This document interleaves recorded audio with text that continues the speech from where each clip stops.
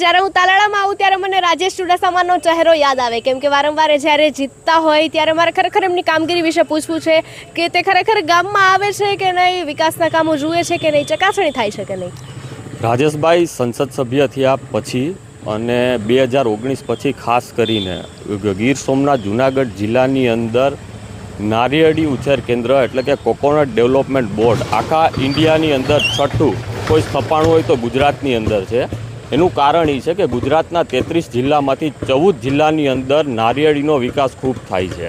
બરોબર, એના માટે થઈ અને રાજેશભાઈ અને કૃષિ મંત્રી રાઘવજી પટેલની ખૂબ મહેનત રંગ લાવી અને ગુજરાતમાં પ્રથમ અને ઇન્ડિયામાં છઠ્ઠું કોઈ નારિયેળી કેન્દ્ર આવ્યું હોય તો જૂનાગઢની અંદર છે. આ સિવાય ગીર સોમનાથ જિલ્લાની વાત કરીએ તો ધારાસભ્ય અને સાંસદ સભ્ય બેયના સમન્વયથી કરેલી મહેનતથી 6 તો બંદરોનો વિકાસ અત્યારે હીરાકોટ છે, નવા બંદર છે, ધામણેજ છે, આવા બંદરોનો વિકાસના